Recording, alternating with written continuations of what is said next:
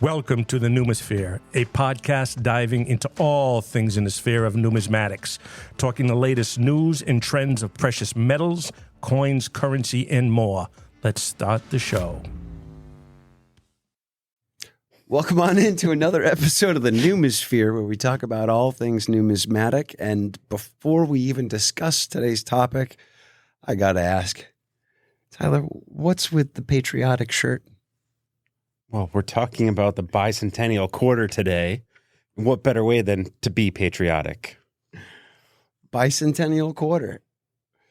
It's not because of 4th of July coming up, summer months. That's next week. And by the time these guys see this, it'll be a couple days ago. But well, I appreciate you keeping in with the theme of the topic of the day. You don't like it, do you? Well, listen, I'm just kind of jealous that we weren't able to coordinate. And I'm here with my little paisley shirt, looking into the camera, wondering, am I underdressed? Because that's what it feels like. All right. You're very much lacking on the patriotic side today. We're going to improve this communication for future episodes, people. Well, nonetheless, I think that keeping with the theme of patriotism, what more patriotic than a 1976 Bicentennial Quarter? I can think of a few things. This has got to be one of the most common coins that is brought into the shop. We see it on a regular basis with pretty much all collections. Boomers kept them aside, right? Because this was celebrating the bicentennial. Right.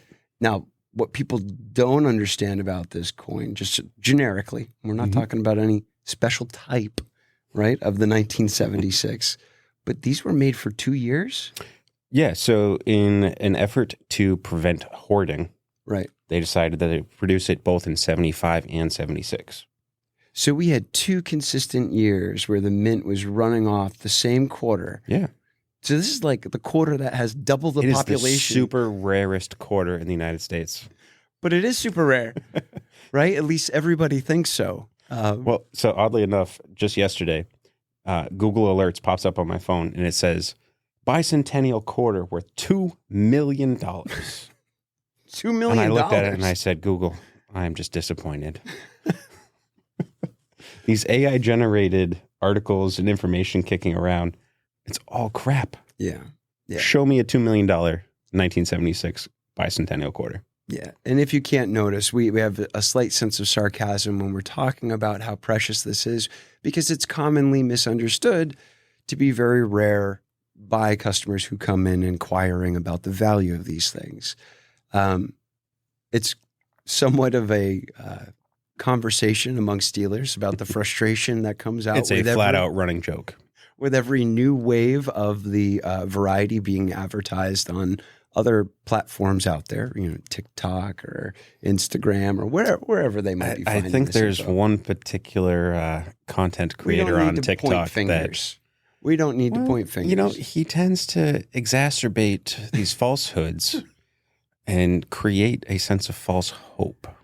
Maybe, but he definitely keeps people interested in the hobby, I have to say. Oh, his stuff's great. I usually have no issues. Right. But creating this hype behind a coin that everybody in the industry knows that 99% of them are worth a quarter. Right. It's harmful.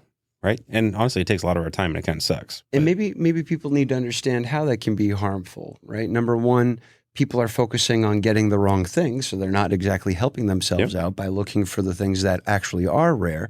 But another sense of that is the broken heart syndrome of the customer. Now, there's several different levels of this, but when a customer comes in with high hopes on the value of their 1976 Bicentennial Quarter, it's kind of heartbreaking when you deliver to them that they have just a common 25-cent face value coin. So those customers tend to go one of two ways, right? It's, oh, okay, that's really disappointing. And the other is, no, you're wrong. Right. And okay, so we've had that as well. And as you can imagine, that can escalate in testosterone levels in the shop. And become situations where people are actually upset that we're not recognizing the value of their 1976 Bicentennial Quarter. Right. But we want to help the community, right? We want to clear some things up. And Tyler, let's clear it up. What is the value in a 1976 Bicentennial Quarter? Well, first off, the majority of them that are out there are the Philadelphia minted ones. I hate to tell you, if it's a circulated clad, just spend it. It's a quarter. Okay. But there are a handful of examples that are definitely worth a pretty good value, right? I mean, there's some known examples that have caught almost nearly 20,000. Okay. It's not 2 million, right? Okay. And this was a one-off. So because this particular one had a pedigree that associated to the Hansen collection, it sold for $19,200. Tyler, that was a lot of words for the people out there in our audience all at once. You just dropped some vocabulary here. We talked about pedigree. Yes. So when a coin is associated with a particular collector or collection, it gains a pedigree, right? So it's the association to that collection. Okay. So this one was for the Hansen collection. Was from the Hansen collection to give it a specific pedigree. Yep. And it was it a top pop in its So there was 3 grade? In that grade, which I think I have here. It was an MS69. An MS69. Yep. So that is the top grade. There's no others that are higher than an MS69. Yeah, there's 3 that were graded there. Okay. And another one of them sold for a few $1,000s less, or actually like 30% less, give or take. Okay. But that did not have a pedigree. So the number one record out there for the sale of one of these was in... It was a 76S. Yep. 40% silver. Yep. With the Hansen collection pedigree. Okay. In 69. Yep. Okay. So this is a one-off, very rare occurrence. Matter of fact, because the collection is so limited, they're probably only going to see X amount ever. Right. Now, I can guarantee that people are going to view this and be like, oh, you guys are wrong. You're leaving stuff out. Yes, we understand there are particular errors that are one of 3 that have achieved some higher prices. Mm-hmm. But we're really not accounting for those super rare mistakes. Like one of them was on a dime planchet. Yeah. One ended up on an Eisenhower. Yeah, so the wrong planchets are definitely unique one-off coins. Right. But the probability of finding one like it is very rare because that actually happens when the coin is lodged into another die, correct? I mean, there's a few ways, but that's typically the way. Some other one got coin stuck, migrates into the die, and then they come down, and you see parts of both. So it's a very unique occurrence inside of the minting process. Right, and that's the super ultra rare stuff that particular content creators are allowing people to think that, hey, all of your quarters are going to be worth, well, not all, but you have the opportunity to achieve that type of value, and you really don't. So, but there is, I mean, there's a variety, right? So we talked about heirs, but there's registered varieties within the 1976. The 76D, yeah. 76D, okay. So in the 1976 Denver, there are... Right, depending on what grading company you're looking at, right? So if you're looking at PCGS, there's the DDO FS101, and then there's the DDO FS102, which is some doubling on the obverse side, if I'm not mistaken, in Liberty. Okay. Does that sound right? Yeah, I think it was the FS301. I think it was 101, 102. Was it 101? Yeah. Okay. All right, whichever it might have been. We'll find out later. I do know this. The trend actually was just in the Liberty. So they were both in Denver and they were within the Liberty. Yep. And you could see in the FS101, it was pretty blatant, the doubling that was happening inside of the Liberty. But on the second variation, that doubling was almost like a belling out or a flaring out on the bottom of the font for the Liberty itself. Yep. And if I'm not mistaken, there was one. In the population. One. Right. The highest pop. So it sold May of last year in NGC MS66 for $8,400. And there was only one of them.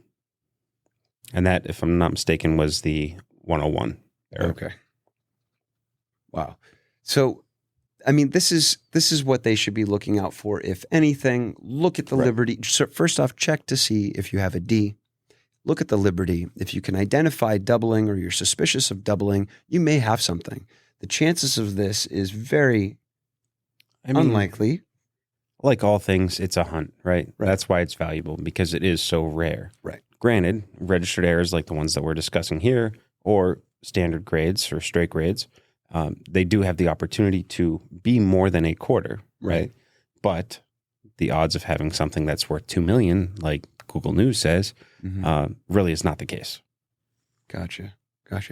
So, I mean, realistically, check for the variety. If you don't have that variety and you don't have a specimen that'll 69 or better, you're not going to have something on your hands that's worth a large amount of money. It's probably easier to spend it than it is to sell it off to a coin And if dealer. it's a Philadelphia mint, just spend it. Don't even waste the time. Correct. Yes, this is very important.